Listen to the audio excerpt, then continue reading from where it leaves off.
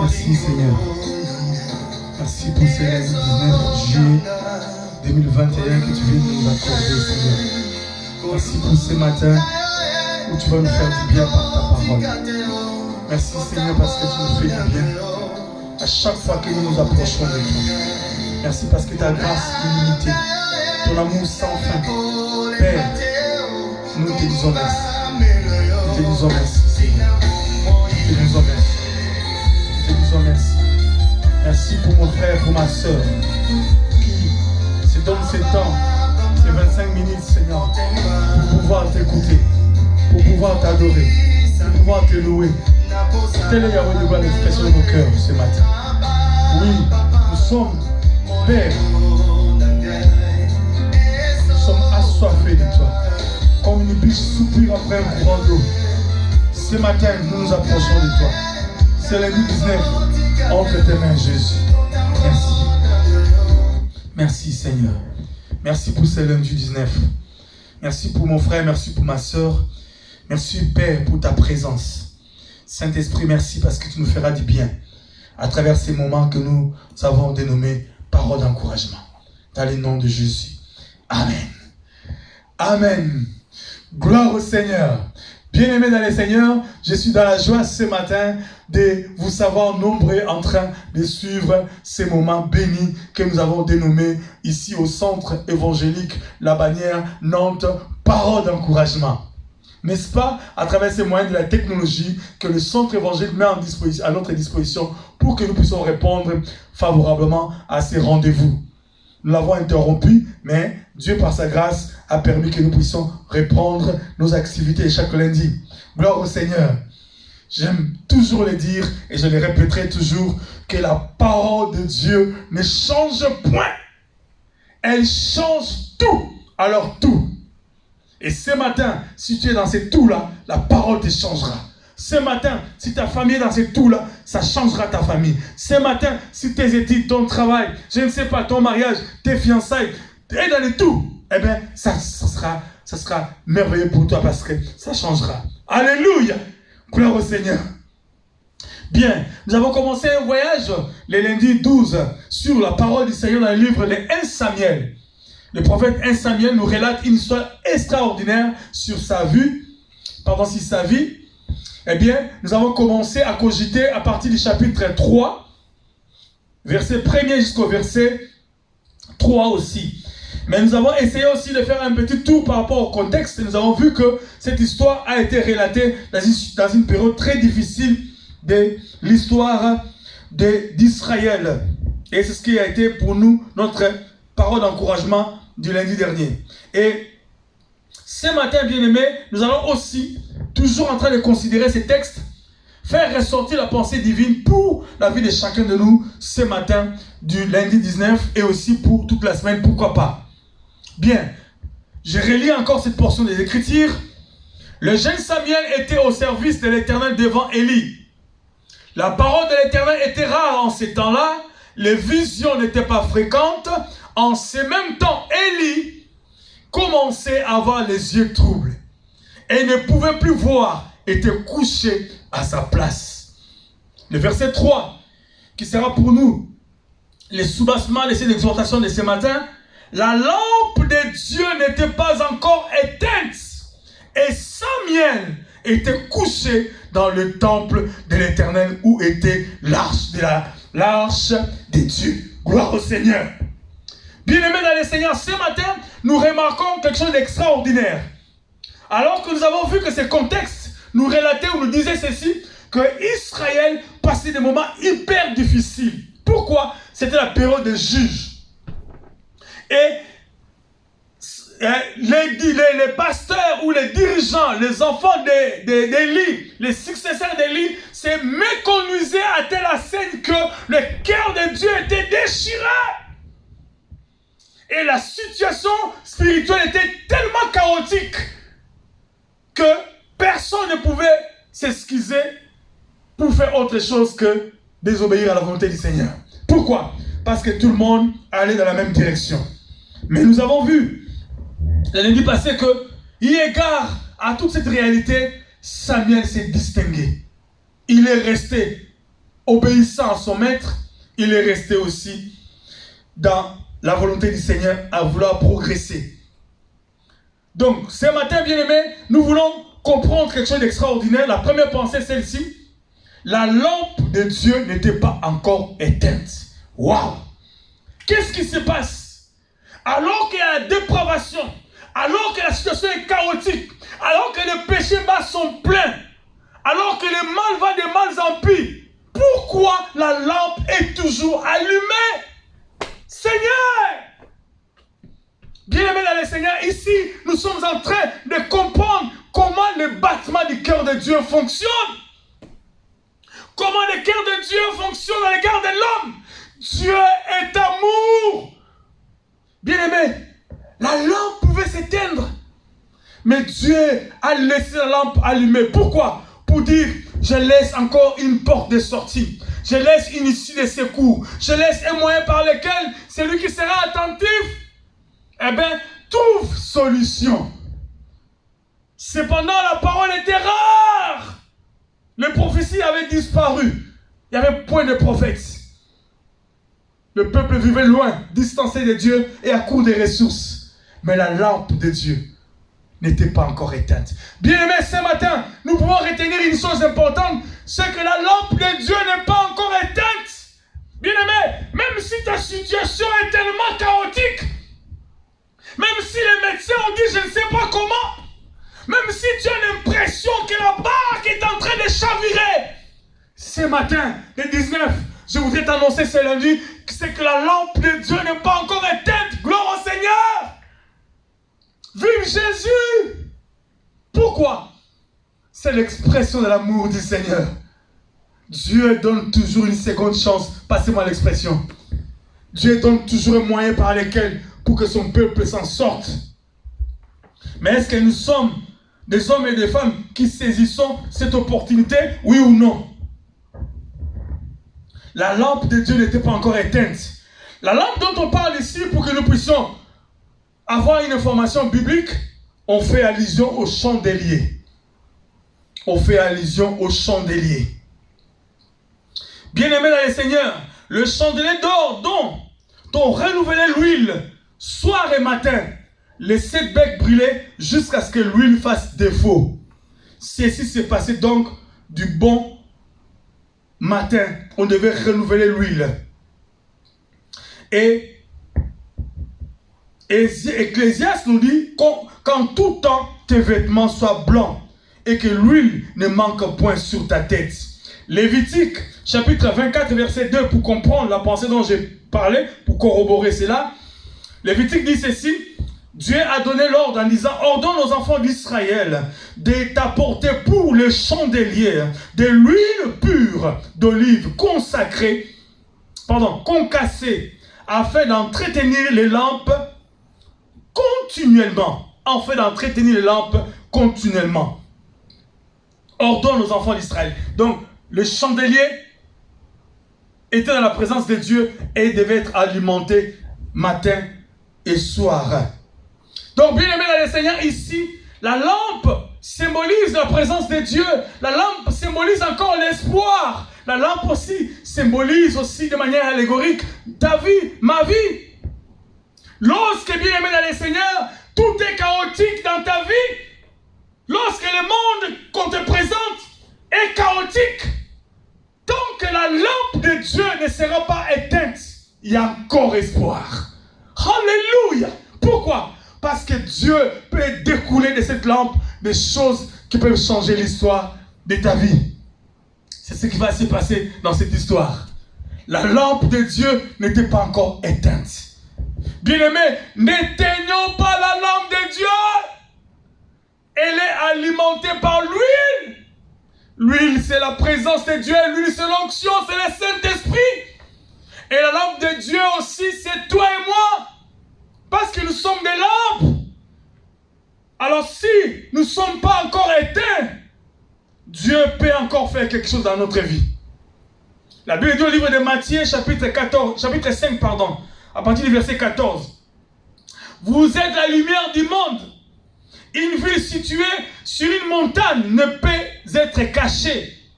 On n'allume pas une lampe pour la mettre sous le boisseau, mais on la met sur le chandelier et afin d'être éclairée. Chandelier, et elle éclaire tous ceux qui sont dans la maison. Que votre lumière luise ainsi devant les hommes afin qu'ils voient vos bonnes œuvres. Votre lumière, nous sommes la lampe de Dieu et qu'il glorifie votre Père qui est dans le ciel. Bien-aimés dans le Seigneur, ici nous voyons que Dieu veut interpeller nos vies. Nous sommes dans une situation chaotique, c'est vrai. Le monde est dans une dépravation totale, mais n'éteignons pas la lampe de nos vies. Comment? Par la présence de l'huile au quotidien. Bien-aimés, nous sommes des lampes. Mais comment pouvons-nous être alimentés si nous sommes distancés du Saint-Esprit? Le Saint-Esprit, l'huile qui doit couler encore et encore dans nos vies de manière continuelle. Pourquoi? Parce que lui-même a dit, dans le livre de Jean, au chapitre 16, mais parce que je vous ai dit ces choses, la tristesse a rempli votre cœur. Cependant, je vous dis la vérité, il vous est avantageux que je m'en aille. Car si je ne m'en vais pas, le consolateur ne viendra pas vers vous. Mais si je m'en vais, je vous l'enverrai. Et quand il sera venu, il convaincra le monde en ce qui concerne le péché, la justice et le jugement. Bien-aimé, il est avantageux que dis-je? Il était avantageux qu'il s'en aille pour que le Saint-Esprit vienne. Cette parole d'encouragement ce matin, c'est pour toi, c'est pour moi. Nous sommes des lampes. Continuons à être alimentés par l'huile. Comment? En restant dans la source intarissable qui est notre Seigneur. Bien-aimés dans le Seigneur, comme je disais de manière allégorique, les Seigneurs voulaient que nous puissions comprendre que même s'il y a un chaos, même si ta situation est, je ne sais comment, est définie, je ne sais pas par les médecins, comme une situation critique, tant que l'huile continuera à couler dans ta vie, eh bien, tu auras gain de cause. Tant que tu continueras, donc ça veut dire que Samuel, comme il n'était pas encore au service à 100% du Seigneur, et à la base, on reviendra peut-être sur ça, Samuel n'était pas un lévite. Voyez-vous? Donc, Samuel, donc si nous soulignons, servait l'Éternel, non comme lévite, car il n'avait pas l'âge déjà, mais dans les offices du sanctuaire indépendant du culte, proprement dit, voir par exemple, alimenter la lampe, mettre de l'huile. Il n'était pas dans les sacrés, mais tout ça c'était aussi du sacré. Bien-aimé, alimentons la lampe. Peu importe ce que tu vois tout autour de toi. Samuel, passez-moi l'expression, si c'était lui qui alimentait, il n'a pas tenu compte des désaccords des autres, des moqueries des autres. Parce que je suis sûr, Ophni et Phiné s'est moqué de lui. Mais toi aussi, tu es jeune comme nous. Fais comme nous. C'est ce qu'on te dit, n'est-ce pas, ma fille? C'est ce qu'on te dit, mon fils. Les amis te disent, mais tu as 15 ans, tu as 20 ans, tu as 18 ans, mais tu es jeune, tu es encore belle, tu as 30 ans, etc. Fais comme les autres. C'est ce qu'ils te disent, n'est-ce pas? À l'école, à l'université. Ce matin, ne fais pas comme les autres. Alimente ta lampe. Ta vie est une lampe. Continue à alimenter et traduis les bons témoignages du Seigneur au quotidien pour que les hommes et femmes qui sont tout autour de toi soient une bénédiction. C'est ce que la Bible dit dans le livre de Matthieu. Comment pourrions-nous être une bénédiction si nous ne sommes pas en train d'alimenter ou d'éclairer tout autour de nous? C'est ce que Dieu veut que nous fassions. C'est ce que Samuel faisait. Gloire au Seigneur. Merveilleux, merveilleux, merveilleux. Cet homme est merveilleux, Samuel. Il alimentait la lampe. Secondo, comme deuxième leçon pour terminer notre exhortation de ce matin, alors que les chandeliers n'étaient pas éteintes, l'image de la grâce de Dieu encore disponible malgré la déchéance totale. Dans cette vie-là, la Bible dit Samuel, lisons la deuxième partie du verset 3. Et Samuel était couché dans le temple de l'Éternel où était l'arche de Dieu. Samuel avait résolu de faire de l'endroit où il avait l'arche sa demeure. L'endroit où il y avait l'arche, c'est quoi? C'est le lieu saint des saints. Samuel ne dormait même pas au parvis, ni dans les lieux saints, mais dans les lieux très saints. C'est là où il n'y avait que l'arche. Il n'y avait pas autre chose que l'arche. Bien-aimés dans le Seigneur, si nous voulons être visités par Dieu, si nous voulons nous distinguer, si nous voulons être des hommes et des femmes qui vont devoir étonner dans l'histoire, soyons des hommes et des femmes qui restons à côté de l'arche. Élie était distancé. Pourquoi? Il était dans ses habitudes. Ophni Finé, du reste, s'en foutait complètement et totalement. Pour eux, c'était la folie, les sacrés.